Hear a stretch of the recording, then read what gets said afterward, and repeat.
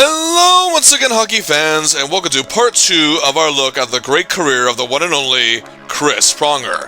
And yes, I know this is the portion of his career you've all been waiting for, so let's get right to it. After we left part 1, he was picked second overall in Hartford and of course only lasted 2 seasons there. The team as a whole was a mess, he wasn't really gelling well, and well, they felt the Blues and the Whalers, they both needed a change.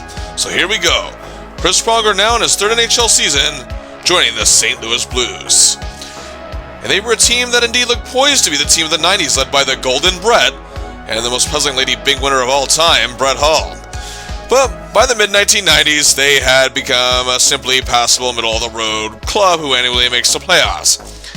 And of course they had Mad Mike Keenan has taken over the ship completely. In addition to being the head coach, he was now the GM of the Blues. Oh boy. He made some big acquisitions in addition to Pronger, however, which also included Jeff Courtnall, Shane Corson, and Hall of Fame-bound forward Dale Hawerchuk. He also had talented forwards such as Esa Tikkanen and Peter Zezel. On defense, he had one of the best in the game, Al MacInnis, and also had some depth with veteran Jay Wells, as well as the experienced Jeff Norton. Pronger adds youth and a new dynamic to the defense, and in net, you had the great Grant Fuhr and highly talented backup in John Casey. The Blues could be a capable team with the right direction, but Keenan, was he the guy to steer it properly? One thing is for sure, Keenan won't put up with any shenanigans from Pronger. Pronger made his debut for the Blues on October 7, 1995 on the road in Washington, and then 3 days later had 3 assists against the Edmonton Oilers. And Pronger was a physical presence that Blues fans seem to enjoy watching. They love seeing him dish out the punishment against oncoming skaters and hitting those big checks, and fighting to gain control of the puck to boot. But you could see his lack of development in Hartford was still somewhat lingering. I guess nothing can change overnight. Also, a huge scuffle among many Blues and Blackhawks players, October 21st, resulted in Keith Carney and Pronger dropping the gloves late in a tension-filled game. That also saw a new rivalry brew between Pronger and Star Hawks forward and resident Big Mouth, Jeremy Roenick. Then on October 29th, Pronger looked to have checked Caps forward Pat Peake in the throat. However, some replay angles suggested that it was not in the throat and Peake faked the injury. Be that as it may, Pronger was suspended for 4 games. His first suspension. Congratulations, Chris. This caused an outcry, however, from the St. Louis sports media, saying it was unfair despite Pronger's carelessness. Pronger then had a rough December. Despite his physical assertiveness, his on-ice presence was lacking. He had 1 assist and was a -6. But perhaps in the best month of his career, and a lot more discipline in December, with 2 goals and 4 assists for 6 points in 13 games, it was a +1. He was helping the Blues power play, which was kind of middle of the road, significantly. However, as the year went on, he was suffering from consistency issues, and head coach / GM Mike Keenan was at a severe disconnect with his team. His weird strategies just didn't seem to suit the Blues. His obsession with former Oilers players from the 80s as well wasn't really helping all that much. Pronger was hit or miss the rest of the season, and played a great game against the Flyers on February 3rd with 2 assists, and was constantly on the case of John LeClair, but a disastrous game with a -3 and a brutal 7-1 loss against the lowly Ottawa Senators on February 20th followed. And remember what I said about Keenan's obsession with ex-Oilers? Well, he actually managed to acquire Wayne Gretzky. Well, okay, hey, that's a win. It's Wayne Gretzky. I don't care what point of his career he's at. But the Blues' fortunes, however, did not improve. However, they benefited being in a weak conference, literally. On March 31st, the Blues were humiliated by a seemingly indestructible Red Wings team 8-1, and Pronger was a -4.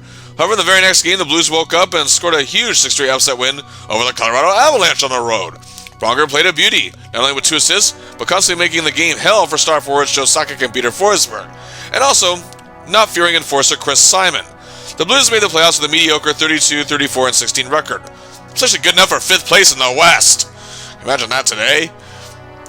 They faced the 4th-seeded team in the West, a team who was also disappointing but formidable, the Toronto Maple Leafs. And what? I'm not kidding. Anyway, hey, for the last few seasons, they seemed on the cusp of something bigger but never got there. Well, stop laughing, it's true. They were led, of course, by Doug Gilmour, one of the best pure players in the game, and a great leader. Also, longtime fan favorite and goal-scoring scrapper Wendell Clark. They also had the hard-working Kirk Muller, superstar forward Matt Sundin. The Leafs defense had all-stars such as the great Larry Murphy, as well as Matthew Schneider, and in net, Felix the Cat Potvin. They were coached by the eccentric Nick Beverly, who seemed to get the Leafs focused again towards the end of the season. St. Louis actually had a tall order in front of them, and as for Pronger, it's his first playoff series, and will he make the most of it? Game 1 in Toronto, the Blues looked focused, and Pronger was all over any Leaf player who had the puck, and at times made them pay dearly. And the Blues walked away with a 3-1 win. In Game 2, Pronger took over many careless penalties, and despite overcoming a 3-1 deficit, eventually leading 4-3, the Leafs tied the game, sent it to overtime. Sundin would score the OT winner. The series is tied as we shift to St. Louis. Also, bad news. Grant Fuhr, the legendary goaltender who played all but 3 games for the Blues that year, was injured after forward Nick Kyprios landed on him. Game 3, Blues fans are excited despite the loss of their star goaltender, and Pronger plays the game of his career. In the boards, on the open ice, anywhere he saw fit, he was as aggressive as ever, throwing his weight around in the best fashion possible. He truly looked focused. And when it looked bleak for the Blues down 2-0 in the second period, he set up Brian Noonan perfectly to throw a goal for the Blues to get back in the game. And just over 2 minutes later, Zezel tied it. The defense also gave backup John Casey a lot of breathing room. The game went to overtime. And just over a minute in, clutcher Glenn Anderson, I guess former Oilers aren't so bad, wins it for the Blues, and they take a 2-1 series lead. Pronger was a +3 in the game. In Game 4, Pronger, MacInnis, and veteran Charlie Huddy, yes, another former Oiler, picked up at the trade deadline. They all provided a great deal of presence. Pronger, proving how good he can be on the penalty kill, helped set up Shane Corson's opening goal, and the Blues were cruising to a 5-1 win and a 3-1 series lead. Game 5, back in Toronto, Pronger scores his first career playoff goal, puts the Blues up 2-0. The Blues, however, collapsed. Still in the first period, and they trailed 3-2, and then they were down 4-3 later on. MacInnis tied it with 13 seconds to play, but Mike Gardner allowed the Leafs to live another day in overtime. Game 6, back in St. Louis, the game tied 1-1 with just under 6 minutes to play. Stephen Leach scores the game winner. The Blues are going to the second round. Pronger really emerged as a much more major threat in this series, looking like the player he was touted to be back in the 1993 draft, using his towering presence to take command on the ice. And his stats were top-notch too. A goal, 2 assists, 3 points, a +4, and amazing performances in Games 3 and 4. But now this was a biggie, as in the second round, the Western Conference semifinals. The Detroit Red Wings awaited them. The Wings set an NHL record at the time for wins in the season with 62, and their 131 points was just one shy of an NHL record of 132. The man in command was superstar forward Steve Yzerman, but the story of the team was becoming the Russian Five: all-star Sergei Fedorov, Igor Larionov, and Slava Kozlov up front, and on defense, the vicious Vladimir Konstantinov and Soviet legend Slava Fetisov. In addition to this crew, you had power forward Dino Ciccarelli, reliable scorer Keith Primo, megastar defenseman Paul Coffey, as well as young Nicholas Lidstrom on the blue line. You had grinders like Chris Draper and Darren McCarty, and in net, the duo of playoff experience, veteran Mike Vernon, and young sensation Chris Osgood. Speaking of goalies, Fuhr's season looked to be done, and without him, nobody was really giving the Blues a fighting chance. But the Wings had some minor trouble with the 8-seeded Winnipeg Jets in the first round, needing 6 games to eliminate them.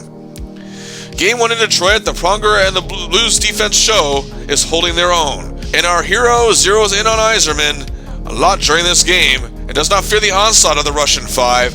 And with the Blues down 2-1 in the third period, Pronger takes command of the power play and sets up a Brett Hull goal to tie the game, but Fedorov's goal, 2:06 to play, gives the Wings a 3-2 lead and a barely scraping by win. Game 2, despite assisting on a Corson power play goal, the Blues are humiliated. Pronger plays his worst game of the playoffs so far.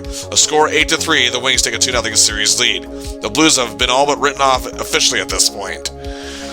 The series then shifts to St. Louis, but the fans still believe. And 22 seconds after the Blues tied the game 1-1 in the first, Pronger helps set up another Noonan goal to give the Blues the lead. The Blues, however, blow a 3-1 lead and find themselves down 4-3 until Tony Twist, of all people, ties it midway in the third. We're going to OT, and young Igor Kravchuk scores early to keep the Blues in the series. Game 4, John Casey is sensational in net and turns away all 29 shots. Pronger plays very well, getting huge ice time and keeping the Wings at bay. Gretzky scored the only goal of the game in a big 1-0 win. The series is tied 2-2 heading back to Detroit. Nobody saw this coming. Game 5, the Blues play a very smart and strategic game despite Casey being bombarded, but is again sensational. Pronger uses the boards to his advantage and gets under the skin of many Wing stars, frustrating them. And the Blues shock the world. A 3-2 win and a 3-2 series lead? Can they pull off one of the biggest upsets of playoff history heading back home? Well, the fans certainly think so as Game 6 in St. Louis gets underway. Ho-ho, and the fans want it badly. But the Wings tune those fans out. Pronger is ineffective as the Blues lose 4-2, and we're going to Game 7 in Detroit. And indeed, one of the most famous playoff games of this era takes place, and Pronger played a very disciplined, hard-working game. Casey again was great in net, and so was the Blues defense, helped by our anti-hero, but the Wings defense was even better. And in double overtime, Gretzky loses the puck in the neutral zone, Yzerman scores a now infamous goal, and the Blues run is done. Pronger plays his heart out, and the Blues played like warriors, but it wasn't enough. This Wings team is just way too good. But not good enough, however, because in the conference finals, they lose to eventual Cup champions, Colorado Avalanche. Pronger has 7 goals and 18 assists for 25 points in the regular season, a career high in goals. And 2 of his 7 goals were set up by Brett Hull, and out of his 18 assists, 5 of them were to Hull. That's nearly a third. And his pairing up with Al MacInnis on shifts definitely helped progress him. The two collaborated on 4 assists. And on top of this, Pronger also gelled well with Shane Corson as the Blues had a formidable penalty kill. He also clicked very well with Jeff Courtnall. It was clear Pronger still had much more growing to do. However, it was clear that with the dead puck era, he was not going to be an offensive defensive juggernaut like Bork, Coffey, Murphy, or even teammate Al MacInnis. And despite a career-low minus 18 and the Blues power play struggling most of the season, he was very effective on the penalty kill and played superbly in the playoffs. It wasn't a great season, but it was one that showed he's definitely not finished, definitely not a bust, and you can't write him off.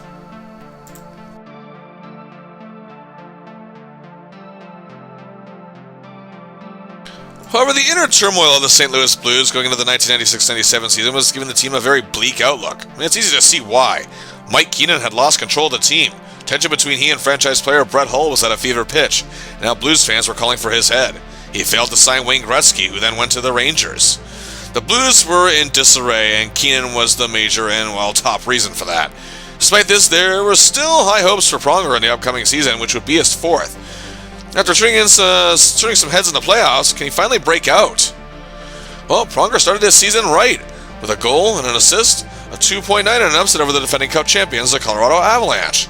Sadly, his next game didn't go so well, and he was a -3 in a loss to Chicago. The game after that got into a nice little fight with Calgary's Todd Simpson. But his next big performance was 2 assists and a +2 performance against struggling Toronto. Once November came around, people noticed something about Pronger. He was a little more focused, even more aggressive and effectively fighting for the puck. He was showing a little more leadership and was creating a sound presence on the ice, more than he had his whole career up to this point. He was a +6 during the month of November to boot. The Blues also now have their much-needed star center, acquiring Pierre Turgeon from the Montreal Canadiens after the first month of the season. December was sadly the opposite for Pronger and the Blues. He was a -6, and the team was just a complete and utter heaping mess. The feud between Hull and Keenan had finally reached its boiling point, and Blues fans rejoiced when Mike Keenan was fired on December 18th. Assistant coach Jim Roberts took over for 9 games, but then Joel Quenneville took over as head coach in the new year, thus meeting a major turning point in Blues history. Pronger and the whole team were responding to Quenneville. A huge 3-assist night on January 5th in San Jose, a goal and an assist, and a +3 game against Montreal. Pronger's game seemed to be more dead-focused and less careless than in the past, and to boot, he was a pest. But it was now working to the benefit of him and his team. His underhanded yet effective tactics were now an asset rather than a risk. In 12 games in February, he had 5 points and was a +6. He had much of the same in March, 8 points and a +3. The Blues finished 36-35-11 for 83 points, and 6th place in the West, a slightly better record but lower ranked than last season. Be that as it may, our anti-hero had become a cult hero in St. Louis and a growing reputation among the league's elite. In the playoffs, they'd have to face the very team that crushed their dreams last year, the Detroit Red Wings. And the Wings, while still excellent, weren't the dominant force they were last season. But they now have former Blues All-Star Brendan Shanahan, the very man they traded to obtain Pronger. Also, defenseman Larry Murphy was a new face to them as well. Stevie Y and the Russian Five were ready for the attack, but the Blues were determined. Game 1 in Detroit. This time, Grant Fuhr is the goaltender, and he is superb, living up to his reputation as one of the best playoff goalies of all time. As Pronger and MacInnis make life miserable for the Wings to boot and shock them 2-0 in Game 1. However, Game 2, Pronger is on the ice for both Red Wings goals, and despite how brilliant Fuhr was yet again, and so was the Wings defense, and the Blues lose 2-1 as the series shifts to St. Louis tied at 1. Game 3 is a very tight-knit competitive game, and Pronger is getting up in everyone's face and space. And it was close the whole way through, but the Wings take a 3-2 and take a 2-1 series lead. Game 4 tensions are running high, and Pronger, however, plays a biggie. He's everywhere on the ice, hustling to get the puck, to get the hit, to make the difference any way he can, playing with the heart of the lion and just as ferocious. In the third period, the Blues are up 2-0. In 1:10 of the frame, Pronger takes control of the power play, finding Pavel Demitra, one of the Blues' emerging young stars, who then sets it up for Courtnall, a power play goal, 3-0 lead. Pronger sticks the dagger in when Hull and Demitra set him up, and he scores a goal to make it 4-0. A huge scuffle ensued, and Pronger got into it with Thomas Sandstrom and other Red Wings players, and he also got a misconduct penalty. Not quite a fight, but either way, that's nearly a Gordie Howe hat trick. The Blues win 4-0, and the series is tied. Game 5 in Detroit, and not a good night for Pronger, pretty much a 180. He takes 3 penalties, 2 of them result in power play goals, and he's on the ice for another in a brutal 5-2 loss. The Blues are on the verge of elimination, going back home. In Game 6, Pronger and the Blues put up a spirited effort, and even strike just 2:12 into the game after a Brett Hull goal, but the Wings went into attack mode. The Russian 5, Shanny, and the grinder line did all the Blues in. They lose 3-1, their season is over. Pronger's performance in Game 4 was incredible, but Game 5 sadly didn't see much of the same. But overall, he came to play, but sadly took too many penalties that actually hurt his team. Pronger's season, however, wasn't quite done. He decided to join Team Canada as the World Championships were underway in Finland, and he was often paired with King Star defenseman Rob Blake. He's also reunited with former Whalers teammate Jeff Sanderson, notched 2 assists and was a +6. It's a significant reason why Canada would take home the gold medal that year, Pronger's first major professional championship. Blues forward Jim Campbell played for Team USA, but wasn't able to skate away with a medal. A career high in goals with 11, adding 24 assists for another career high, 35 points. He spread the wealth quite a bit this year, though he seemed to start many rushes that ended in Brett Hull goals, as 7 assists were to the goal in Brett, nearly a third. He also clicked well once again with Jeff Cornell as well as Jim Campbell and Joe Murphy, and well, also again, was clicking and making some magic with the great Al MacInnis. And to top it off, for the first time in his career, Chris Pronger got some votes for the Norris Trophy as the league's top defenseman, coming in 15th. He also got some All-Star team votes as well. A breakout year, and finally being referred to in the same sentences as the Blue Liners in the league. He was focused, disciplined, disciplined as he could be, efficient, strategic, and outright aggressive, and showed no mercy. Pronger in his 4th season had truly made his presence felt in the league. He's also a +15, another career high. The first time he finished in the plus side of his career, and hey, getting some votes for the Norris Trophy definitely means something.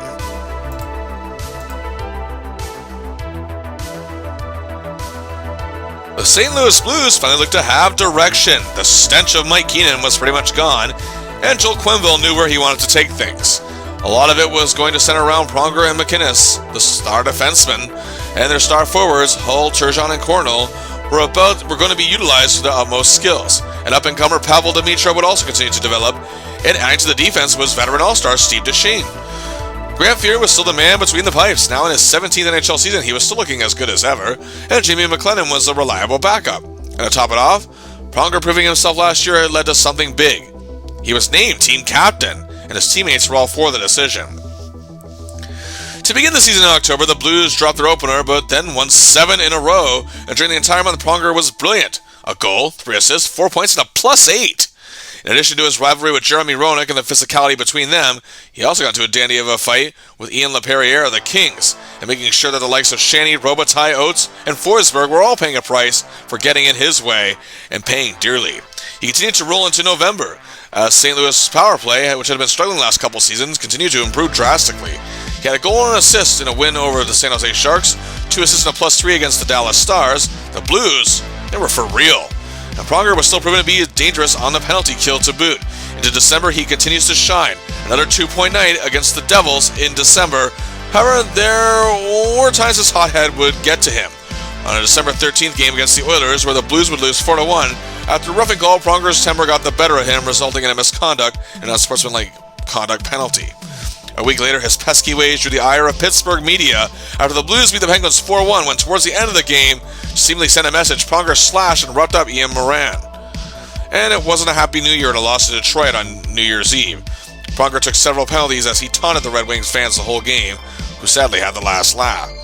But the New Year did become happy on January when 2 goals, 4 assists, and 6 points, and a +10. The Blues as a whole had a bit of a rough month, but were still looking pretty good all things considered. Pronger was continuing to be among the top elite defensemen. Then came the Olympic break, as the 1998 Olympics in Nagano, Japan, were the first to feature NHL players representing their countries. And people waited with bated breath here in Canada who this first elite bunch would be, and Chris Pronger was one of them. He, along with partner in crime Al MacInnis, were selected to play for Team Canada. And of course, superstar Brett Hull played for Team USA, and Canada looked well on their way to a gold medal until that fateful day, a semi-final game against the Czech Republic. And the way things went oh so wrong is a whole other video for another day, which I don't know if I can ever get to. I may start crying again. But Canada would shockingly finish 4th. Whole Team USA didn't even get that close. But hey, it was back to business at the NHL, and Pronger stayed focused. In March 1st game in Anaheim, the Blues and Pronger decimated an injury-plagued Ducks team 6-2. Pronger had a goal and was a +3. He had 2 assists and was a +2 against the Canucks, and looked to run afoul of Mark Messier. This game was also the 6th win in a row for the Blues. Joe Nieuwendyk felt Pronger's wrath as the Blues, however, would come up short against the Stars, but he was looking great nonetheless. But in the second to last game of the season, the 7-3 win over the Kings, Pronger again nearly got a Gordie Howe hat-trick. A goal and an assist was part of an all-out brawl, but never really got to a real fight per se, and had 12 minutes of penalties due to his involvement. Tempers were boiling over in this playoff preview. Pronger was also a huge +4. The Blues finished 45-29-8 for a very impressive 98 points. Quenneville had put together something huge. And indeed, as the 4th seed, they faced the 5th seed, LA Kings. The Kings are making their first playoff appearance since 1993 and bolster a very strong lineup led by a superstar defenseman of their own, Rob Blake. Alongside him on the blue line, he had Gary Galley and Matthias Nordstrom, while up front, a strong core of Josef Stumpel, Glenn Murray, Yannick Perreault, and the great Luc Robitaille. In goal, he had the talented Stéphane Fiset. And they were coached by one of the all-time great defensemen in NHL history, a man Pronger was sometimes compared to, Larry Robinson. Game 1 in St. Louis, the Blues completely rocked the Kings. Pronger has an assist in a monster 8-3 win, as Brett Hull has a 4-point night. Game 2, however, was a much more tight-knit affair. Both goaltenders, Fuhrer and Jamie Storr, who took over for Fiset, were looking great. After a scoreless first period, Pronger opened the scoring in the second period, almost 2 minutes in. The Kings would tie it, but just at the halfway point of this period, Jim Campbell scores a power play marker that would be the game winner. The Blues win the game 2-1 and lead the series 2-0. Over to Hollywood as the series shifts in Game 3, it looks like the Kings are about to get back in this series, as they lead 3-0 after 2 periods, and Pronger was playing very poorly, and to boot was on ice for all 3 Kings goals. But then in the third period on a power play, with 10 minutes to go in the game, looking like the Kings had it in hand, Pronger to MacInnis to Pascal Réaume, the Blues break the shutout. Just over a minute later, still on a power play, Pronger to Campbell to Hull, he scores! The Blues suddenly only trail by a goal. 56 seconds later, who's going to begin this command of the power play? Let's start with Pronger, then we'll go to MacInnis, and let's see who's open. Turgeon! It's tied, 3 goals in 2 minutes, all on the power play. Pronger set up all 3. Then a minute after that, Duchesne and MacInnis set up Terry Yeague. The Kings were deflated after a monster comeback by the Blues, and Pronger plays one of the biggest games of his career to that point. The Blues are going for the sweep in Game 4, and they lead 1-0 after 2 periods, and then Pronger sets up Conroy just over 3 minutes into the frame. The Blues lead 2-0. That would prove to be the game winner. The Kings got one back, but Fuhrer held firm in net. The Blues complete the sweep and move on. Pronger was outstanding. His goal, 5 assists and 6 total points per second in overall scoring in the entire series. His unbelievable performance in Game 3 was something to behold. Can emphasize how he could really be a clutch playoff performer. Now off to the second round, and yet again, oh boy. For the 3rd straight year, they encounter the Detroit Red Wings, who are now the defending Stanley Cup champions, and only finished 5 points ahead of the Blues, however, in the standings this season, had trouble with a very game and determined Coyotes team that they beat in 6 games. Will the third time finally be the charm for our boys in blue? See what I did there? Game 1 in Detroit, Pronger and the Blues look sharp, as veteran defenseman Todd Gill, who was picked up late in the season, opens the series with a shorthanded goal, off a penalty Pronger was serving, no less. The game was tied 1-1 after 2 periods, but the Blues exploded, and Pronger set up Campbell for a goal to make it 4-1, and the Blues shocked Detroit on their home ice with a 4-2 win. But the Red Wings respond emphatically in Game 2 as the Blues get pulverized 6-1. Pronger played the best he could, but that wasn't the story.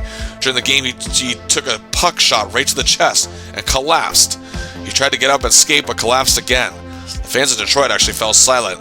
Pronger was eventually helped off the ice. He spent the night in the hospital. It looked like he had somewhat of a heart attack. He would, however, be cleared, surprisingly, as the series headed to St. Louis, tied 1-1. Game 3 was one for the ages. Both teams' goalies, both teams' defenses were playing excellently, and Pronger still looked great despite the incident in Game 2. The Blues, however, were trailing 2-1. As the game was winding down, Pronger took command as he got the puck to Campbell, who set up MacInnis, who launched it home with 55 seconds left as the Kiel Center erupted in joy. The game was tied and we're off to overtime. The first OT saw both teams play great hockey, but neither could score, and for the first half of the second overtime looked like much of the same. But then Shanny silences the Kiel Center as the Wings take the game and now lead the series 2-1. Game 4, Pronger plays pretty good, but the Blues as a whole just kind of look defeated and lose 5-2, and now on the verge of elimination heading back to Detroit. Game 5 in Detroit, but the Blues play a much more aggressive, hard-hitting game that includes Pronger doing his thing. Sergei Fedorov was getting frustrated by the big man, and all goals in the game were scored in the second period. The good news is 3 of those 4 goals were scored by the Blues. Fear was amazing in net again. The Blues shocked Detroit to get it home, this time 3-1, and forced the Game 6. Heading back to their home, the back still against the wall. But it was not to be. Fear was lit up, and the Blues just had nothing to respond with and would lose 6-1. For the third straight year, fall to the Red Wings, who would go on to repeat as Stanley Cup champions. Pronger did play very well in most games of the series, especially considering that very scary moment in Game 2, but the Wings are just simply too good. Despite this, however, he walks away with 4 assists. Despite a -2, that wasn't really a true sign of how he played. Pronger had another career year in points, 9 goals, 27 assists for 36 points, and he clicked very well with the team's role players, including assisting on nearly half of Terry Yeage's goals, as his 27 assists went to 16 different players. But Craig Conroy is who he worked with the best all year long, as one way or another they worked together on 11 goals. And get this, Chris Pronger led the entire NHL in plus-minus. To think, 2 seasons ago he was a -18, now he's NHL best +47. That's +12 ahead of second-place 18-year veteran Red Wing defenseman Larry Murphy. Pronger was a finalist at last for the Norris Trophy. But despite the tight race, he finishes 3rd in voting, the second runner-up behind Nick Lidstrom of the Red Wings and winner Rob Blake of the Kings. Some say Pronger was the clear-cut winner and still not getting the respect he deserves. Also, for the first time in his career, he got votes for the Hart Trophy as NHL MVP, coming in 15th with 6 votes. And another big first, voted as second-team All-Star. Pronger was now a bona fide NHL superstar at long last. As he approaches his 24th birthday, he's just getting warmed up. Another banner year. He was named team captain to start the season, and despite media skepticism, excelled in the role and led the NHL in plus-minus. Was a second-team All-Star for the first time, a finalist for the Norris Trophy, and got some votes for the Hart Trophy as league MVP. He showed he could excel in the postseason once again. And he became an Olympian to boot by being named to Team Canada for the first ever NHL-oriented Olympic hockey tournament.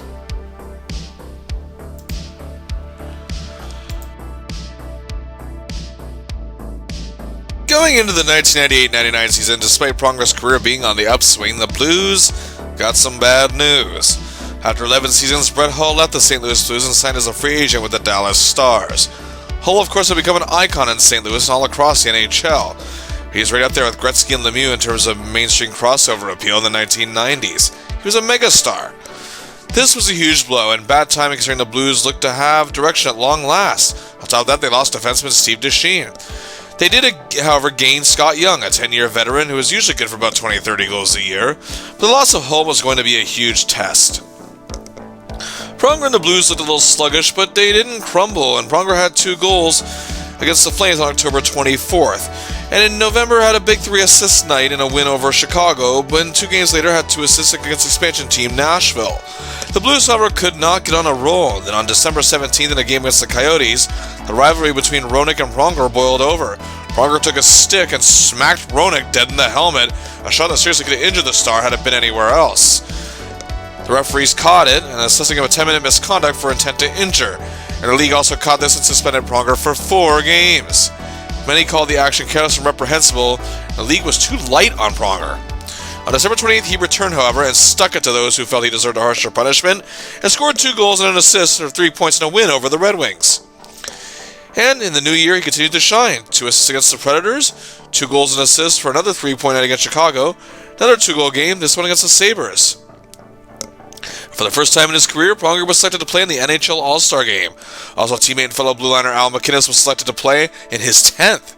And this was the era of the Team North America versus the World deal, I should have mentioned.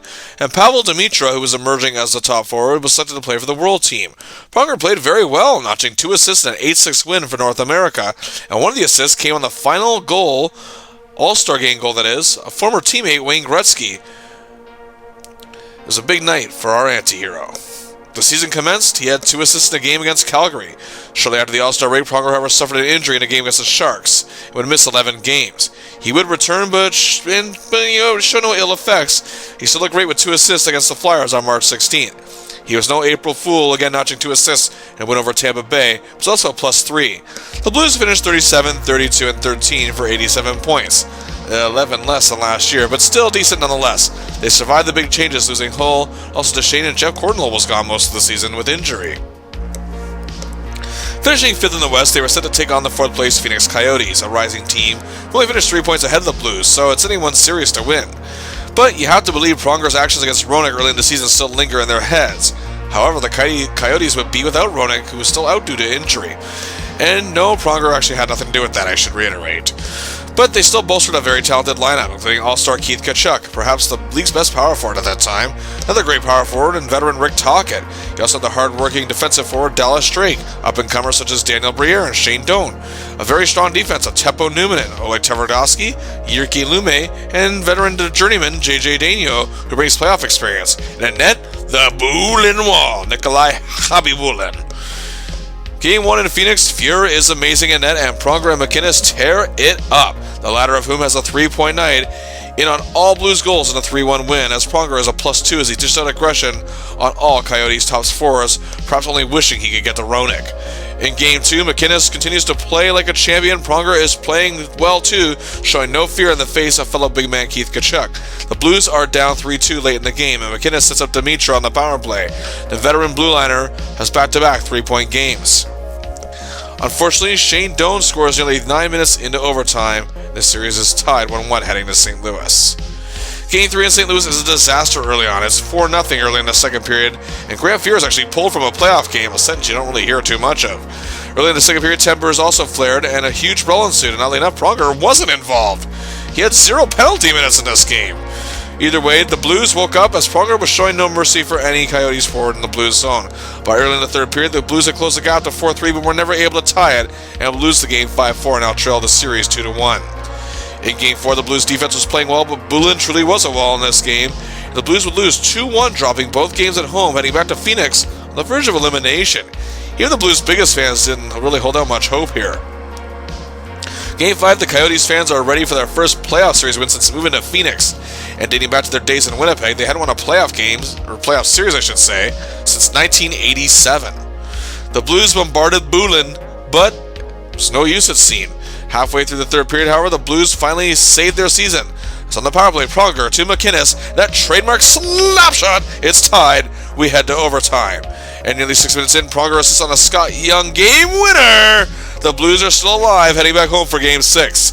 Back home, the fans had faith once again, and late in the second period, however, the Blues trailed 3-2. But on the power play late in the frame, Turgeon found Pronger open, who parked it home, his first goal of these playoffs. The game is tied 3-3 after 2. The Blues took control of it going forward, a 5-3 win, forcing a huge Game 7 back in the desert. Oh, here we go. Can they complete the comeback? This is where Fuhrer shines the most, where the defense can come up big, and they do. As a matter of fact, it's a very competitive game with the Coyotes get a boost. Roenick returns. The goalies are great on both sides. Both defenses make great plays. Nobody scored a goal by the time 60 minutes are up. And overtime, it's much of the same. The clock is winding down. 2 minutes left in the extra frame. Turgeon scores. The Blues complete the comeback and advance to the next round. Pronger was key in the team's comeback as he and MacInnis became a force to be reckoned with, and his clutch performance in Game 5 was one to behold, continuously proving he may very well be the best all-around defenseman in the league. Pronger, that is. Pronouns, pal. So in the next round, they are tasked with facing the best team in the league that year, the Dallas Stars. They finished 114 points in the regular season and were now a team stacked to the gills, waiting in the wings for a chance to be champions for quite some time now. Up front, you had the great Mike Modano, as well as the fantastic Joe Nieuwendyk, the pugnacious Pat Verbeek, the best defensive forward in the league at the time in Yuri Lehtinen, and veteran role players such as Guy Carbonneau and Mike Keane. The defense just as strong, team captain Darian Hatcher, all-star Sergei Zubov, the excellent Daryl Sador, and a seasoned veteran Craig Ludwig, and in net, the the one and only Eddie the Eagle. Oh wait, I forgot someone. Brett Hull. Oh, you best believe Blues fans were ready for this one and hoping for the big upset. So here we go, Game 1 in Dallas, and it's not good. Pronger plays one of the worst playoff games of his career. He's on ice for all 3 Dallas goals and can't seem to get to the team's top forwards. The Stars' defense makes life hell for the Blues. They take Game 1, 3-0. Game 2, 33 seconds left in the first. Pronger sets up Dimitra to tie the game 1-1 after 1. The game goes back and forth. 2-1 Blues, 3-2 Stars, 4-3 Blues, and Letnin's early third period goal ties it at 4. We go to overtime, and Nieuwendyk helps the Stars take control of the series as we ship to St. Louis. The Stars now have a 2-0 lead. Game 3, Pronger takes careless penalties and the Stars do capitalize, but Pronger smartens up and the Blues defense takes charge. It's tied 2-2 at the end of regulation, and the Blues stay alive as Dimitra scores an OT winner. And here we go. Game 4, it was the same thing. A highly competitive, tight-knit game, and Turgeon was again the OT hero. The series is tied heading back to the Lone Star State. In Game 5, the Blues they bombarded Belfour, but he was sensational. Despite a great game from their defense, the Blues came up short and lost 3-1 and find themselves on the verge of elimination. Game 6 in St. Louis, the Blues were leading 1-0 in the third period, but with nearly 6 minutes to go, Hull sets up Derek Plant to tie the game, and we're off to OT. And Hull again sets up the game winner and series clincher, this one to Mike Modano. The Blues season is over as fans watch their longtime hero celebrate the fact that he's the one going to his first conference finals, and he's not wearing their uniform. The Blues defense overall played well, but Pronger happened to be on the ice for a lot of goals. He didn't play as terribly as you might suggest the overall series, but he also didn't play anywhere near as well as he did in the first round. Dallas was just too damn good in the end, and would go on to win the Stanley Cup, Brett Hull scoring the controversial Stanley Cup OT winner, no less. Pronger hit career highs in goals, assists, and points. 13 goals, 33 assists, 46 points. He was a big part of Al MacInnis' big year, and the two, one way or another, collaborated on 16 goals. Also, Pronger was key on Dimitra's breakout year, as the two collaborated on 17 goals, and also Pierre Turgeon and Scott Young, he also worked well with the two of them to boot.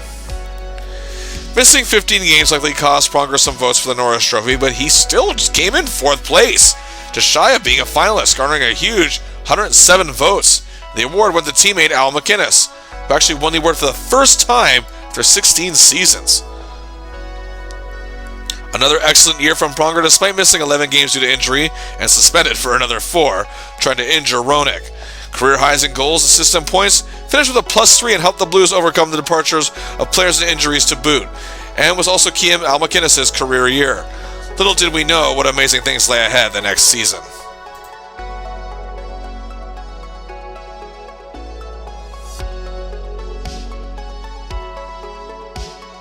And as we prepare for the 1998-2000 season, Pronger's star had risen to an insane level, as he was the cover boy for EA Sports' popular NHL video game franchise's newest release prior to the season starting, NHL 2000. Definitely a huge deal at the time, as the NHL video games sold very well and were immensely popular. It showed Pronger was seen in a bigger spotlight than ever. His ascension among the NHL's elite was ever present. The prognosis for the Blues looked good. Pavel Dimitra had emerged as one of their top forwards. A veteran Pierre Turgeon was also looking very good in going into the season. You also had talented forwards such as Michael Handzus and Scott Young. Many role players on the forward side of things. Marty Reisner, Tyson Nash, and Lubo Barteko. Love that name. Grant Fuhr, however, was gone, but they had acquired Dallas Stars backup goaltender Roman Turek. But this defense, oh boy. Well, you had the most devastating duo of MacInnis and our anti-hero in Pronger. But joining them, you had veteran Mark Bergevin, Jeff Finley, and they acquired another seasoned vet, all-star Dave Ellett. This was definitely the type of team that Joel Quenneville could guide to be a champion. Hey, Pronger again started the season right. A goal and assist on the road against Calgary, and just under 2 weeks later, 3 assists and a +3 against that very same Flames team. But his performance on October 30th, 1999, and a 5-4 win against the Detroit Red Wings made headlines for all the right reasons. A goal, 3 assists, 4 points, including the assist on Dimitra's big OT winner. A big win over their heated rivals. Also, Pronger seemed a little different so far this season. He wasn't taking as many penalties. Oh, sure, he was still aggressive and tough, dishing out the best hits he could. But he was a lot more strict in his game. And, you know what, he was always good at shot blocking, but it seemed like to be on a whole new level this season. He was stepping up for another reason. Al MacInnis was injured and would miss several games. In November, Pronger had 4 assists and was a +7 and just 6 penalty minutes. yet he played so many great physical games. Again, the stars all laid in his wake. Matt Sundin, Owen Nolan, Alex McGinley, and Pavel Bure found themselves pounded either into the ice, the boards, or whatever, battling for the puck from Pronger. The Blues were looking sharp. 15-7, 2-0. Yes, this is when they started counting overtime losses. And returning some heads. Pronger continued to shine. Another goal and 3 assists, 4-point game in a win against Nashville on December 10th. And 2 assists in a win over Boston. Pronger was having a banner year and being deemed not just the best defenseman in the league, one of the best all-around players. And while people were fearing the Y2K bug, the opposition in the NHL were fearing Chris Pronger. An assist and a +3 game against the Rangers. And just over a week later, a goal and an assist and win over the Sharks. Following that, the very same restaurant road swing, a 2-point night against the Kings, but the old Pronger was very undisciplined against Anaheim, 10 penalty minutes and a loss. But another big game against Ottawa, and a +3 against high-powered Colorado. It's no surprise Pronger was selected to his second straight All-Star game, and joining him was MacInnis for his 11th. And Turgeon was selected but did not play due to injury. And for the World Team, Dimitra was selected, as was Turek, who was having a great year. The Blues were 33-14-6 for 72 points at the All-Star break. And hey, it was right back to the grind. 3 assists against the Ducks, 2 assists against the Preds, and a +3 against the Sharks. Pronger was just a runaway freight train of success. In March, Pronger sent clear messages to the likes of Solani, Brindamore, Amani, and young Joe Thornton. Hey, you get even anywhere close to me, if I even feel your breath on me, you are going to regret it. Whether it's stealing the puck, battling for it, and again, those good old checks, one way or another, these forwards learned the hard way just who the best defenseman in the NHL was. Also, a +4 against the expansion Thrashers. And he bid hello to his old friend Jeremy Roenick with 2 goals against the Coyotes, 3 assists against the Lightning as well. As the season was ending in April, he also had 2 assists and a +3, and gave Danny Alfredson many night terrors, I'm sure, to the Senators to end the season. And yes, another 1 goal, 3 assists, 4.9, a +3 against Calgary, and again, giving Jerome McGinley a migraine. The Blues finished 51, 19, 11, and 1 for 114 points. Their best season in franchise history. The best record in the NHL. And winners of the President's Trophy. Anyway. The Blues looked like they couldn't be stopped, however, and looked like it was going to be their time. And in the first round, they took on the San Jose Sharks, the final seeded team who finished 37 points behind the Blues. But make no mistake, they had a plethora of talent. Up front, you had superstar forward Owen Nolan, captain consistency Vincent Damphousse, also Marco Sturm, Jeff Friesen, the ever-popular Mike Ricci, and one of Pronger's adversaries, Tony Granato. On defense, you had Gary Suter, Brian Marchman, and a talented goaltender in Steve Shields. The Sharks were overmatched, but there was a huge problem. Pavel Dimitra was injured and looked to be out for the foreseeable future. As the series commenced with Game 1 in St. Louis with the Blues leading 3-2 in the third period, Pronger scored on a power play, making it 4-2 and the Blues would win 5-3. Game 2, the Sharks' defense was giving the Blues a hard time, as were their grinding forwards. Pronger's force on the power play, however, was present again, as the Blues did strike first as Pronger helped assist on a Marty Reisner goal. However, when the game was tied 2-2 in the third period, with 5:42 to play, Mike Ricci scores a power play goal. The Sharks would add an empty netter, and Pronger, who was playing a great game, was called for a questionable high stick, and made it known to the ref he was angry and was ejected from the game. Shockingly, this series was tied 1-1 going to San Jose. Game 3, Steve Shields is a master in net, and down 1-0 on the power play, MacInnis sets up Pronger, who sets up Scott Young to tie the game, but the Sharks defense again was playing well, and Shields was turning back many shots. Owen Nolan would get the game winner, and the Sharks win and lead the series 2-1. What is happening here? Game 4, well, we're still in San Jose, and the Blues find themselves down 2-0. They come back to tie it 2-2, but midway through the third, Gary Suter scores the game winner, and the Sharks lead the series 3-1? The Blues are getting controlled by the Sharks! Oh, man! Pronger is playing well, but MacInnis is actually facing a great deal of criticism. In St. Louis for Game 5, the Blues, however, finally wake up, and so does MacInnis, responding to his critics. The Blues go up 3-0 in just 7:13, but the Sharks come back and tie it. You can hear the collective groans in the Kiel Center. But in the third period, Pronger scores, sending the arena into a frenzy. That proved to be the game winner. The Blues are still in this thing, avoiding the upset with a 5-3 win. But back in San Jose, the Sharks could still finish it off in Game 6. The Blues, however, completely decimate the Sharks 6-2. Pronger plays a beauty of a game. A goal and assist was a +3. Looked like the scare was finally over as they headed back to St. Louis for Game 7. But alas, the Blues' dream season becomes a nightmare. They lose 3-1. Pronger plays poorly, so does MacInnis, so does a lot of other players. They suffer one of the biggest upsets of the dead puck era. Pronger played well for the most part, but sadly the team as a whole was missing Dimitra. Turgeon also went goalless. MacInnis just seemed very inconsistent. The Blues have been biding their time for years. They just never came to fruition. After this, there were a few out there wondering if it would ever happen. Career high 14 goals, career high 48 assists, and hey, of course that means career high 62 points. His offensive input is complemented the most by star forward Pierre Turgeon as they collaborated one way or another for 20 goals. He also worked well with Dimitra, Young, and of course MacInnis. As a matter of fact, on assist collaborations, Pronger collaborated with 18 different players to set up goals. Remarkable. Pronger for the first time finishes among the top 10 in defensive scores and finishes number 2 just behind Nicklas Lidstrom of the Red Wings. For the second time in his career, Pronger led the league in plus-minus with a +52, leading a +4 over 16-year veteran, the great Chris Chelios. And 4 Blues teammates, Dimitra, Bergevin, Turgeon, and Finley, all make the top 10. The Blues really did have an incredible regular season.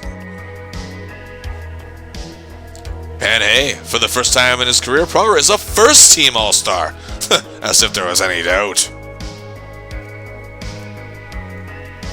And at long last, Pronger won the Norris Trophy as the league's top defenseman, registering a huge 565 votes as runner-up Nick Lidstrom had 400. What an amazing accomplishment that he progressed his game to truly achieve. And by one singular vote, he was named the Hart Trophy winner as the league MVP. The first defenseman since the great Bobby Orr in 1972, 28 years prior, to win the honor. And as of the end of the 2021-2022 season, the last. Some say he didn't deserve it. I say them. Fact is, Pronger took defensive hockey to a different level in an era that already embraced it, yes, but he'd grown into a dynamic player who led his team, had the team built around him to become a top contender. He showed leadership and growth to boot, and commanded a very talented defense. Not to mention, this Blues team actually suffered numerous man games loss to top players such as MacInnis and Turgeon, and Pronger led them through it and helped them finish with the league's best record. To me, that is the most valuable player. A one-of-a-kind season from a one-of-a-kind defenseman. The Hart Trophy for League MVP, you don't get better than that individually. Not to mention winning the Norris Trophy as the league's top defender for the first time, first-team All-Star, All-Star game participant, leading the NHL in plus-minus for the second time, leading your team to the best record in the league. And hey, making the cover of a famous video game franchise. Wow, it really don't get much better. Well, individually anyway. Playoff heartbreak, however, was something that was lingering on in the offseason for the Blues. They have to focus on that big time going into the next season. Pronger and the Blues were eager to shake off their playoff heartbreak going into the 2000-2001 season. The odds makers had the Blues odds of winning the Cup at +600, tied for second best with the Colorado Avalanche, and finalists of the last 2 years, the Dallas Stars, and the defending champion New Jersey Devils. Pronger was ready to once again take command of the ship, but following up a season like the one he had last year wasn't going to be easy.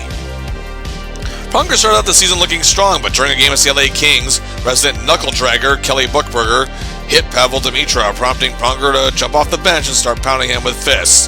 And while it's hard to sympathize with someone like Buchberger, well, jumping off the bench to fight with someone is an automatic suspension, and Pronger was suspended for 1 game. He returned and 8 days later notched 4 assists against the Kings in a rematch and a win. He then had a 3-point night against Calgary, and on November the 2nd, 2 assists against the Capitals, which was also the Blues' 7th win in a row. Pronger continued to dish out more punishment and puck shots from the likes of Hayduk, Naslund, and Yager. Pronger stepped up to each one, as the Blues did suffer minor setbacks, dealing with injuries to boot on the team all again this season. Another 2-point night against Toronto to end November. Pronger was still looking good. In the month of December, it was visible Pronger was battling knee issues, but was still producing with 10 points, 11 games, all assists, and was a +5. He surged forward in the new year, on New Year's Day as a matter of fact, with a 3-point night and a win over Edmonton. Then later on had a 3-point night against the same Oilers. 3 assists this time and another win. And on January 21st, 2001, he logged 30 minutes, 41 seconds of ice time in a loss to the Predators, more than anyone on either team. But he couldn't put it off any longer. He needed surgery on his knee. For the third straight year, Pronger was selected to play in the NHL All-Star Game, selected as a starter again, no less, but couldn't play due to injury. Al MacInnis, in his 12th selection, was also injured to boot. The Blues were on a 4-game losing streak when Pronger finally returned after missing 15 games to a rousing ovation. As the Blues, despite their losing streak, were still 37-15, 7-2 going into this game, and one of the best teams in the league.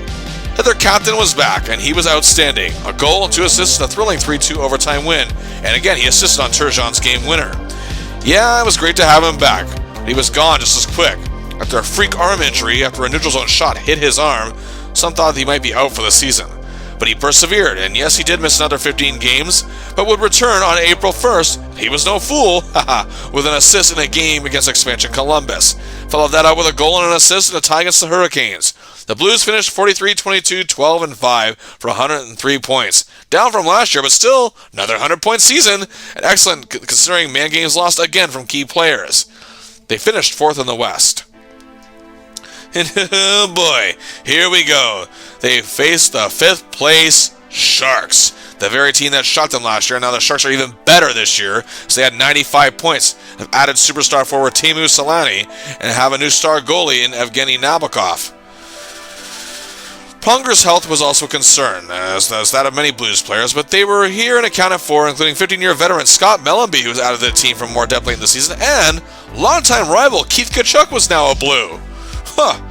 As we're set for Game 1 in St. Louis, the Blues defense is on fire. Our anti-hero, along with MacInnis, oh yes, they gave the Sharks a lot.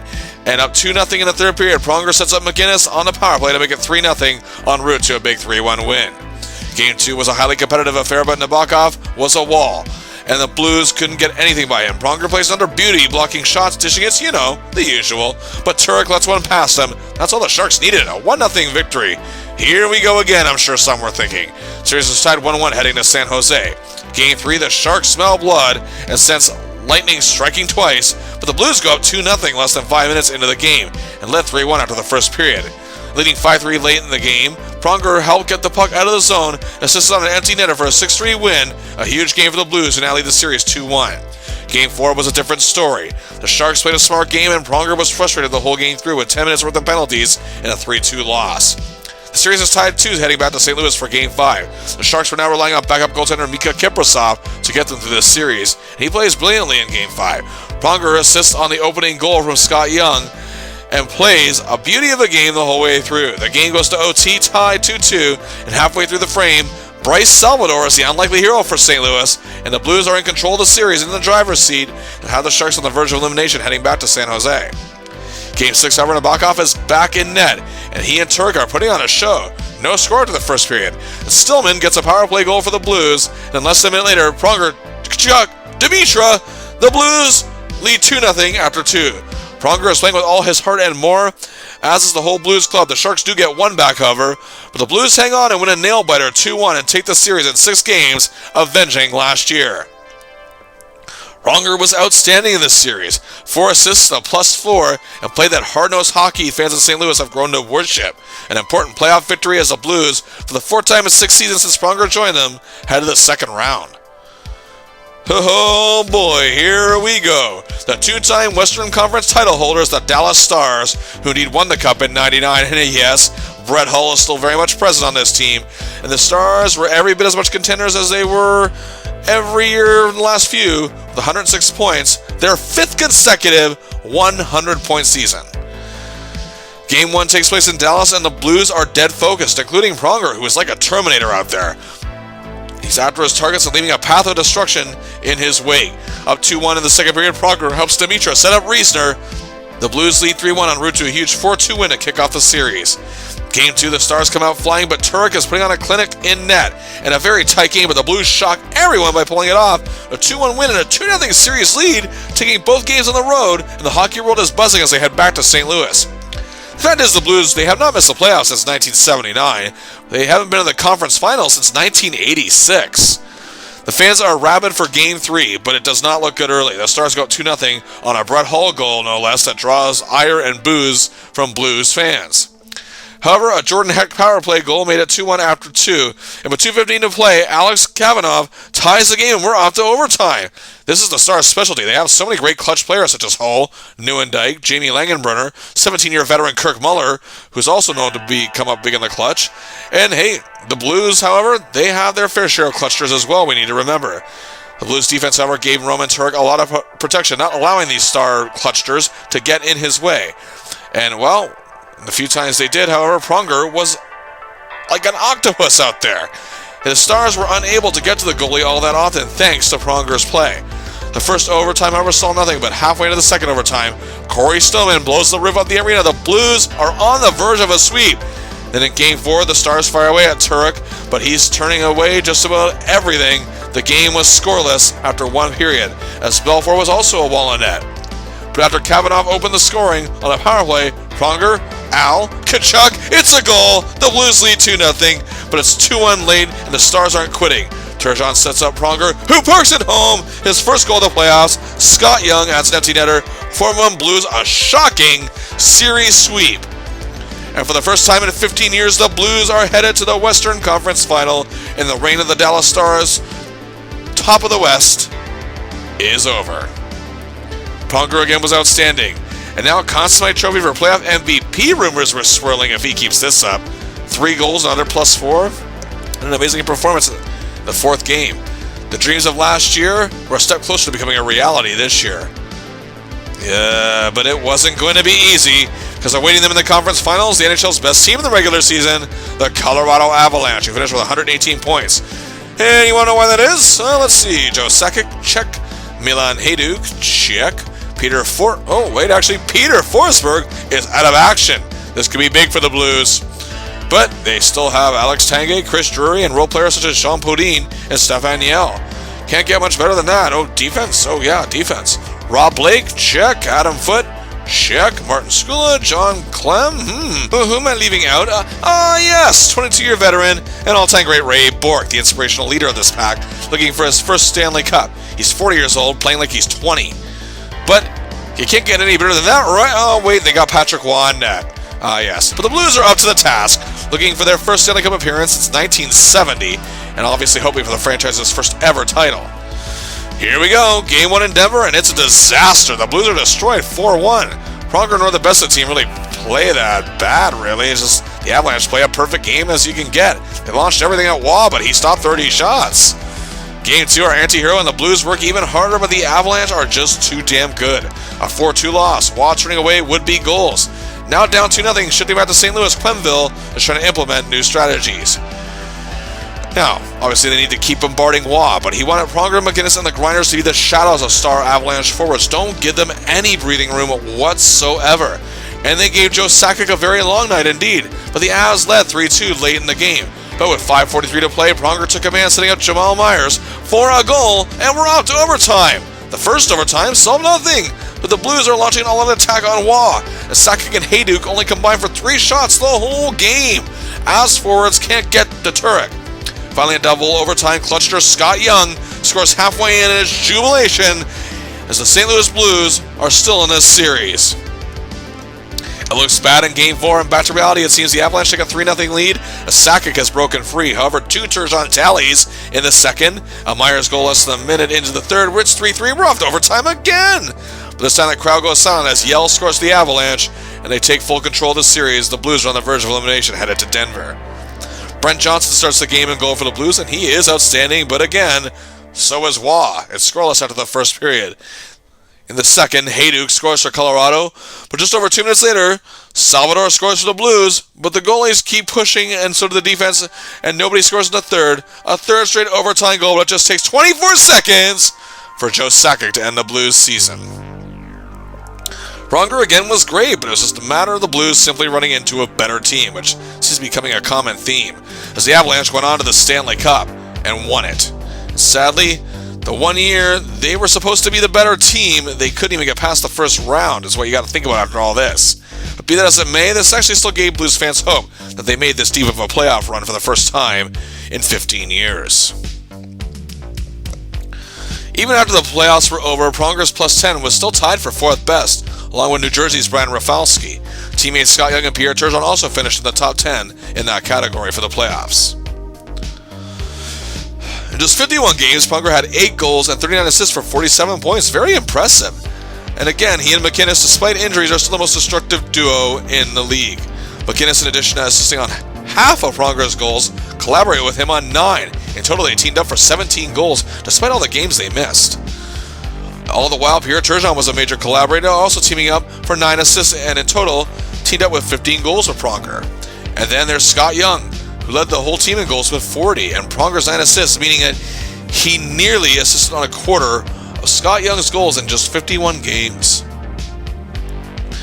Of course, missing 31 games means you won't get much love for award season, but he still came in 10th for Norris Trophy voting. Despite an injury-plagued year, Pronger missing 31 games, he still put up great numbers, and his 47 points in 51 games gave him a points per game average of 0.92. That's the best of his career. He also finished with an impressive plus 21, and despite not being able to play, was selected for his 3rd straight NHL All-Star game and voted as a starter. He still finished 10th in Norris Trophy voting despite missing many games, and more importantly, led the Blues to their first conference finals appearance in 15 years.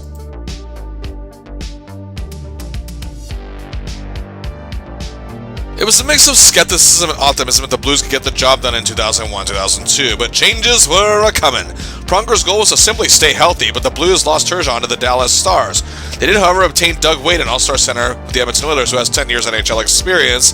They'd also have Keith Tkachuk for his first full season with the team. He also had Dimitra and Young, and also playing his first full season with the team was Corey Stillman. MacInnis was still playing great hockey, even though as he's pushing 40 years old, but they also lost Roman Turek to the Calgary Flames. Brent Johnson, however, looked solid in camp and was ready for the responsibility as starting goaltender. The Blues got off to a decent start, but Pronger was struggling somewhat with a rough first month, even with his physical and defensive game, but found his groove by November with 3 assists against Carolina. And while the Blues as a team struggled, Pronger was carrying a heavy load, blocking shots and dishing punishment. However, he was huge as the Blues ended a 4-game losing streak with a win over Phoenix on November 24th and had a 3-point night. Pronger still played pretty good in December. He was doing everything he could to try to lead this team, but the Blues struggled, as the Blues only won 5 of 14 during that month, though Pronger was a huge best, plus 5, in a single game against Dallas at the end of the month, 7-2 win. After New Year's Day loss to the Devils, the Blues went on a tear. 10! Count them, 10 straight wins! Ha, ha, ha, ha! Pronger had 2 goals, 11 assists for 13 points during this streak, was a plus 13, and oh yes, of course, throwing in a set of top 4 such as, let's see, Kovalev, check, Guerin, check, Domfus, you're done, and Korea, thanks for coming. Stealing pucks and blocking shots on the next of Nolan, haha, Modano, you again, and Bertuzzi. Pronger was again selected to play in the NHL All-Star Game, was voted as a starter for Team North America, and he would assist on one of the 2 goals scored by the game's MVP, Eric Daze. He was selected along with Pavel Dimitra. Come February, it was Olympic break, and after the heartbreak at Nagano 4 years prior, Pronger was going to get another chance to bring home Canada's first Olympic goal since 1952. And it was like deja vu for the Blues. Pronger and MacInnis, like 98, were selected by Team Canada. Pronger was actually named alternate captain. Other Blues making it were Dimitra, representing Slovakia, Sergei Varlamov, representing Ukraine, and representing Team USA, there were 3 of them: Tkachuk, Wade, and Young. Throughout the tournament, Pronger and MacInnis used their vast international experience to help this team, and it came down to Canada versus USA in a historic gold medal game. Canada won 5-2. Pronger was now an Olympic gold medalist. A historic day Canadian hockey fans alive at the time will never forget, and hopefully he could keep that momentum going for the Blues the rest of the season. And while his first game back from the Olympics, he had 2 assists in a tie against the Canucks. The Blues had started to struggle and would go winless in 7. He had a goal and an assist in a March 19th win over Nashville, as the Blues were bringing things up again, and he had 2 assists in a loss to the Coyotes on April the 1st, but then on April 3rd, game against the Stars, a brutal and downright dirty cross-check on Brendan Morrow resulted in a 2-game suspension. Stars fans looking ready to kill him to boot. He returned for 3 of the 4 final games of the season, all of which the Blues won, and and they finished 43, 27, 8-4 for 98 points. Good enough for 4th in the West. Facing them in the playoffs in the first round would be a highly improved Chicago Blackhawks club, making their first playoff appearance since 1997. Coached by former Blues captain in the 1980s, Brian Sutter, they had a solid lineup up front. Daze, as well as Tony Amonte, Alexei Zhamnov, Michael Nylander, and Steve Sullivan. On defense, veteran Phil Housley, Lyle Odeline, John Clem, and Boris Mironov, and in net, a solid goaltending duo with some excellent numbers, Jocelyn Thibault and Steve Passmore. Game 1 in St. Louis, after a scoreless first period, Pronger and MacInnis set up Dimitra on a power play and take a 1-0 lead. Pronger and the Blues defense play a great game, but so does Chicago goaltender Thibault, and the Hawks managed to get 2 goals and hang on to win the game thanks to their goaltender and shock the Blues on home ice. But in Game 2, it's Brent Johnson's turn to shine, stopping all 26 shots, while Pronger is blocking every shot he can as well, and torturing Daze among others. The Blues take a 2-0 win. The series is tied, heading to the Windy City. Hawks fans, as they usually are excited for their first home playoff game in 5 years. Game 3 in Chicago, Pronger, MacInnis, Finley, and Bergevin all play marvelously, as does Mellanby and Tkachuk up front, and they hold the Hawks to just 12 shots. A brilliant game from Pronger and the Blue Line Corps, a 4-0 win. 2 straight shutout wins taking the series lead 2-0. In Game 4, it's Passmore and net for the Hawks, and Johnson hoping to keep his shutout streak alive. But Passmore is playing great as well. It's scoreless until late in the second, when our anti-hero helps Mellanby set up Dimitra. It's the only goal of the game. Brent Johnson ties an NHL record with 3 straight playoff shutouts. And oddly enough, Ottawa's Patrick Lalime did the exact same pretty much right around the same time. But now Johnson had a chance to set the record as the series got back to St. Louis, with them in complete control of the series. In Game 5, the support for Johnson was immense, and the Blues led 1-0 after 1. But then, well, after 207 minutes and 44 seconds since Johnson last allowed a goal, Steve Thomas ties the game for the Blackhawks. But despite this, it was the 6th longest shutout time frame in NHL history, and the Blues fans gave Johnson a standing ovation. But in movie-like fashion, Johnson let in 2 more quick goals. Hawks led 3-1. But after a Scott Young goal with 3 seconds to play in the second period, MacInnis, Pronger, it's a 3-3 game. Oh yes, the Blues score 2 more and win 5-3. They take the series in 5 games. Now, yes, the story of the series was, of course, Johnson's streak, but that streak isn't possible without Pronger and the Blues' defense, especially in Game 3. The Blues look sharp heading into Round 2. And well, would you look at this? For the first time since 1998, the Blues will face their old rivals, the Detroit Red Wings. And if those teams were stacked, you thought, this one was overflowing with talent. So yeah, 116 points, best record in the NHL, okay. Who do we have up front, you ask? Well, let's see, Yzerman, Fedorov, Shanny, Luke Robitaille, Igor Larionov, a young Pavel Datsyuk, and we still got Draper and McCarty. Defense, let's see, Lidstrom, Chelios, Duchesne, Olesen, and Yuri Fisher. Okay, wow, and goal, oh yeah, just one of the greatest of all time, Dominik Hasek. Oh yes, and they're coached by the great Scotty Bowman. What, I forgot somebody? Oh yes, Brett Hull was now on the Red Wings. The Wings, however, had some trouble taking 6 games to defeat an underdog Canucks team. The Blues, however, as we know, lost their last 3 showdowns with the Red Wings and haven't beaten them in the playoffs since 1991. Yzerman and Fedorov were the only 2, actually, however, still there from that series. Game 1 in Detroit, the Red Wings defense is just too good, and Hasek makes some big stops, but has a lot of breathing room, and the Blues can't muster up anything. They lose 2-0. And the boot, Pronger is involved in a huge scuffle among all the players on the ice with 26 seconds to play. Game 2 does not look much better. The Blues are down 3-0 after 2 periods and have yet to score a goal in the series.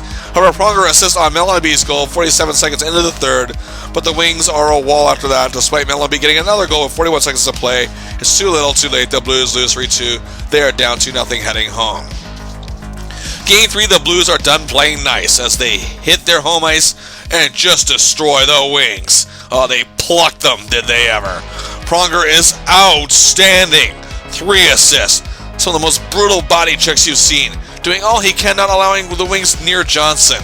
And the Blues stun the world. 6-1. They defeat the Red Wings and they are still in this thing. Game 4, Blues fans are hungry for more, and so is Pronger, as he sets up Scott Young's power play marker to open the scoring early in the first. But not long after, Pronger was going for a check on Steve Yzerman. However, Yzerman read the hit and moved out of the way, causing Pronger to fall over and injure his knee. In typical Pronger fashion, he got up and cross-checked the star forward, but he limped to the locker room shortly after, not able to even serve his own penalty. Pronger later acknowledged, however, that he knew Yzerman wasn't out to injure him, and was simply just dodging the hit. But it was bad news. Pronger tore some ligaments in his knee. His series, and for that matter his season, was done. And just 2 days later, so was the Blues season as a whole. A 4-0 loss, as they already looked defeated going into this thing.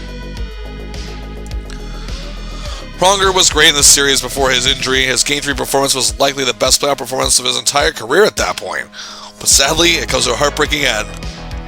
Once again, the Red Wings would go on to win the Stanley Cup. Pronger had 7 goals and 40 assists for 47 points, the same point total as the year prior. Out of his 7 goals, Doug Weight tied Brent Johnson, yes, the goaltender, for most assists on his goals with 2. Weight overall gelled pretty well with Pronger, collaborating for 12 goals one way or another.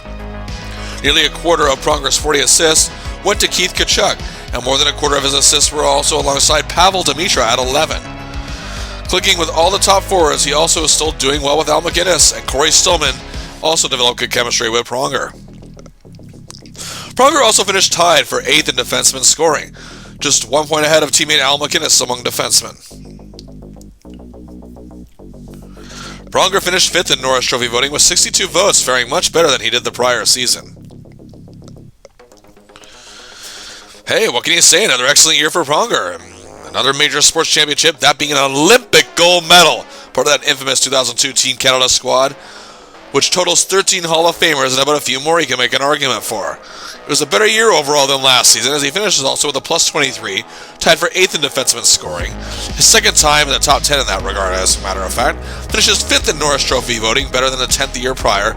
Was voted to start in the NHL All-Star game for a 3rd straight time, and made his 4th overall selection to boot and 3rd actual appearance. He again proved he's a great playoff performer, but that injury likely going to cause some issues.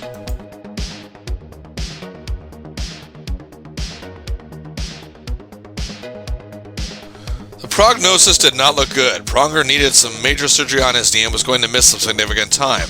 Oddly enough, in a weird twist, Steve Yzerman, the man Pronger missed that hit on that caused his knee injury, was also out of action with a severe knee problem himself. By the time the season started, it was apparent Pronger wouldn't be there. He did, however, make the cover of another NHL game. NHL Hits with the Z. Z, whatever. It was NHL Hits 2003. It was one of only 3 games released in the Hits series. It was a unique and different game, and while the reviews were somewhat decent, it only had moderate success at sales, too. Be that as it may, it still showed Pronger was one of the most revered players in the NHL. Pronger also needed major wrist surgery, however, to repair some problems in that regard. At the midway point of this season, some suspected he may not be coming back at all this year. In addition to Pronger's health issues, Keith Tkachuk would also miss 26 games due to injury. However, veteran Al MacInnis, his 20th NHL season, had a great year and also held the captaincy in Pronger's place. Also, young defenseman Barrett Jackman was having a great year, and the Blues were still a top-tier playoff contender. And then the good news came at last. Pronger was going to be back before the end of the regular season. When he returned, the Blues were 41-21-9-6. After missing 77 games, Pronger returned on March 29, 2003 against heated rival Detroit. And the moment he hit the ice for a pregame warm-up, fans gave him a standing ovation, happy to have their guy back.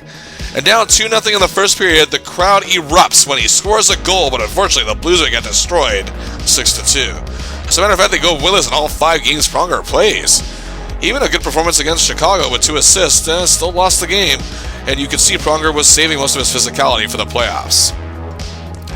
And indeed, the team would finish 5th in the West, and for the first time in 8 years, and only the second time in their history, respectively, the Blues will face the Vancouver Canucks in the playoffs. The Canucks had a banner year, finishing 5 points ahead of the Blues with 104 points, and bolster one of the NHL's best lineups in the team's history. They were led by one of the NHL's best players in that time frame, Marcus Naslund. They also had Todd Bertuzzi, who was at the top of his game, Brendan Morrison, the growing Sedin twins, and one of the best leaders in the game in Trevor Linden. They also had a solid defense led by superstar blue liner Ed Jovanovski. He had Matthias Olin and Pronger's former teammate and former Blue, Murray Barron. In net, the talented Dan Cloutier. Speaking of in net, the Blues now had playoff experience as they acquired Chris Osgood, the former Red Wings goaltender, with a couple Stanley Cup rings on his mantle, and also given the Blues a lot of headaches in the past.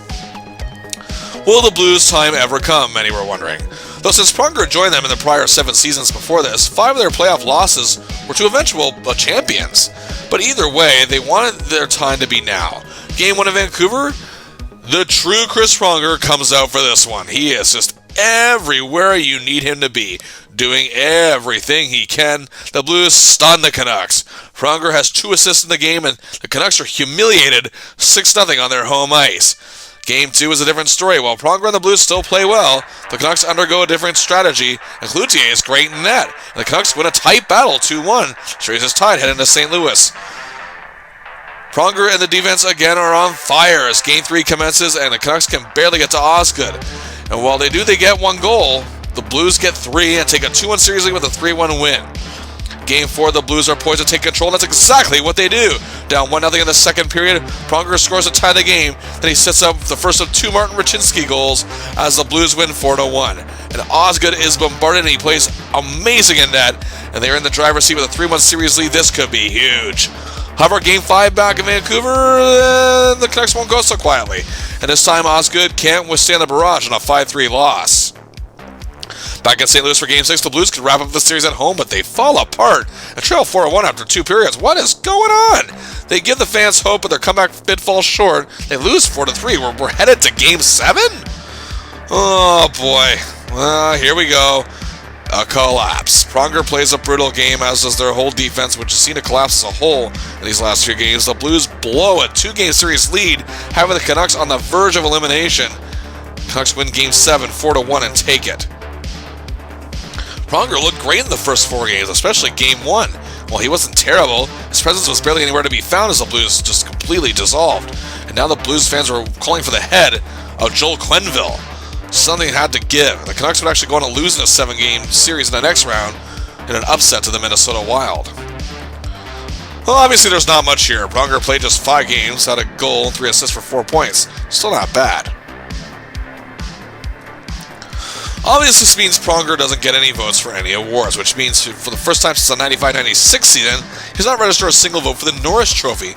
And while his -2 isn't really terrible, it's the first time since the 95-96 season as well that he's in the minus. Missing 77 games due to knee and wrist injuries, not to mention a first-round playoff collapse. It's a year our anti-hero, again, probably wants to put in his subconscious.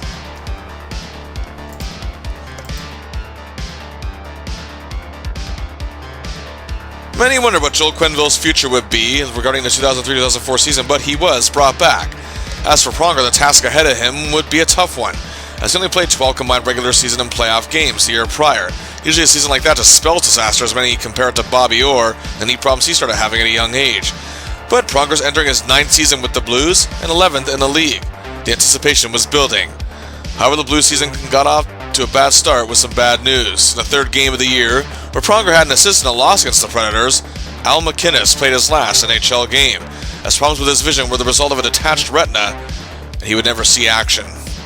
So now Pronger's task was to lead this team completely alone without his partner in crime. He then notched 3 assists in a win over Edmonton, and in November, the Blues were looking pretty good, and so was Pronger. Then into December, Pronger had a monster 2-goal and 3-point night in a tie against Detroit, and had 3 more 2-point games that month. And the Blues seem to be a top-tier contender once again. And he had 2 goals and an assist also, this time in January against the Blackhawks. Pronger overall was having a fantastic season, but in the month of January, the Blues began to struggle immensely. They won just 4 of 16 games that month, and Quenneville's status for the team was now truly in dire jeopardy. Pronger was selected for the 5th time to play in the NHL All-Star Game, but was not voted as a starter this time. He, along with Keith Tkachuk, both represented the Blues. Things started to look up, it seemed, for the Blues once again with a 3-game win streak shortly after the All-Star break, as Pronger had a goal and an assist. It was a +3 against the Coyotes in one of those winning games. However, after back-to-back losses to the Wings and Blackhawks, Joel Quenneville, the man who helped Pronger develop into an elite defenseman, was fired after 8 seasons as the Blues head coach. Mike Kitchen, who was already working with the team, was promoted to head coach.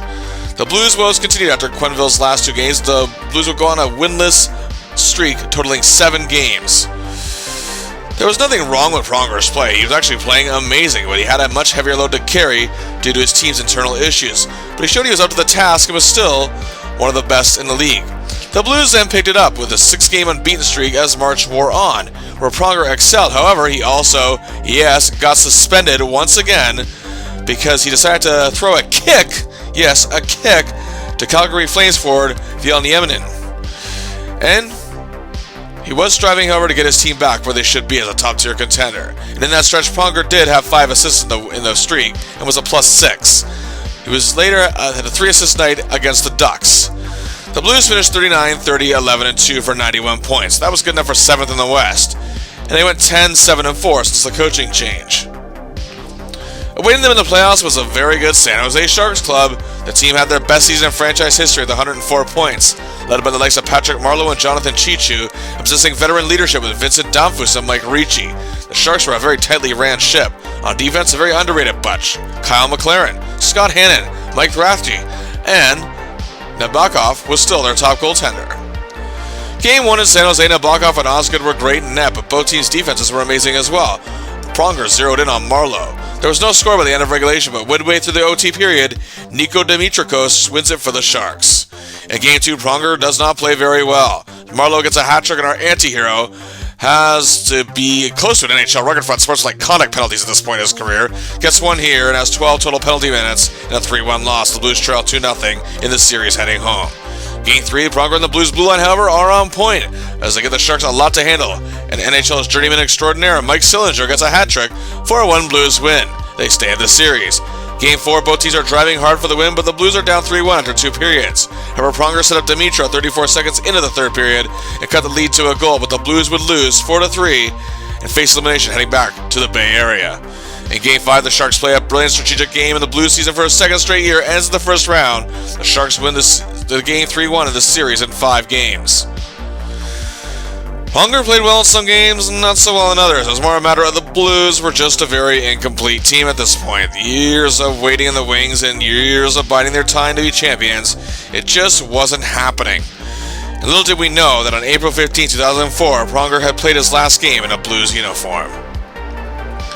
Pronger had 14 goals and 40 assists for 54 points, and all but 5 goals were assisted by Doug Weight, who Pronger had insane chemistry with this season.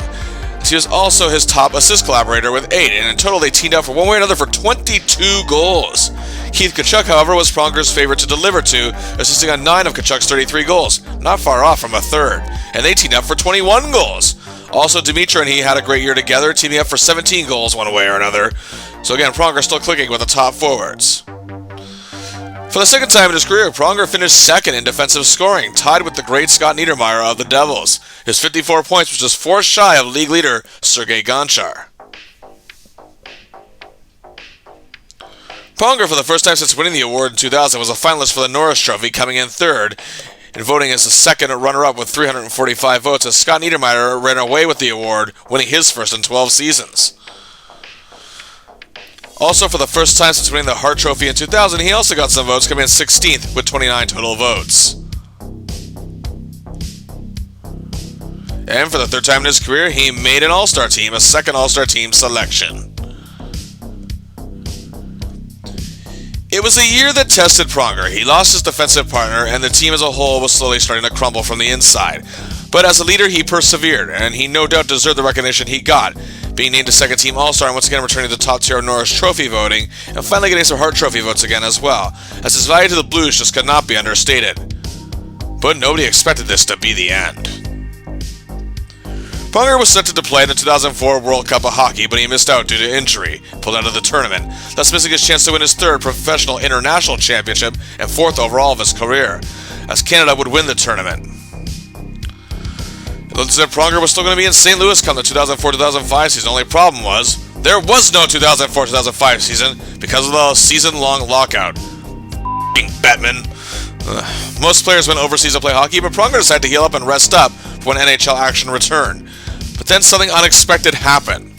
On August 2nd, 2005, the St. Louis Blues traded Chris Pronger to the Edmonton Oilers in exchange for Jeff Wojtwitka, Doug Lynch, and star defenseman Eric Brewer.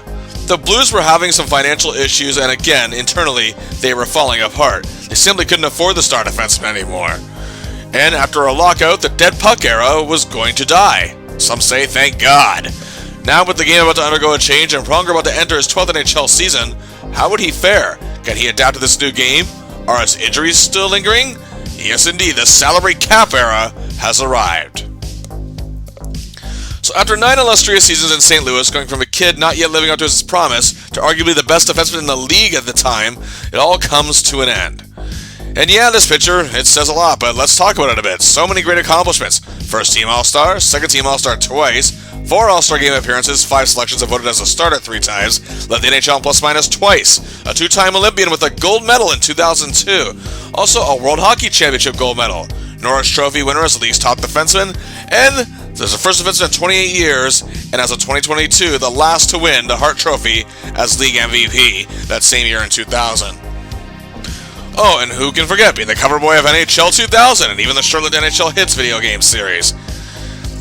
Led the Blues to the President's Trophy in 2000 with the league's best record, made the playoffs every year he was there, and guided them to their first conference finals appearance in 15 years back in 2001.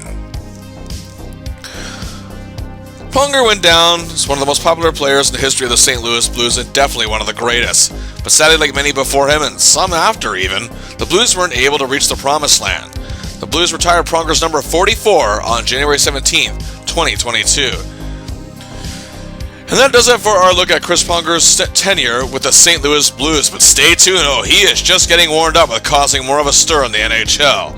In the meantime, click like, leave a comment, and subscribe to the channel. And until next time, I'll see ya!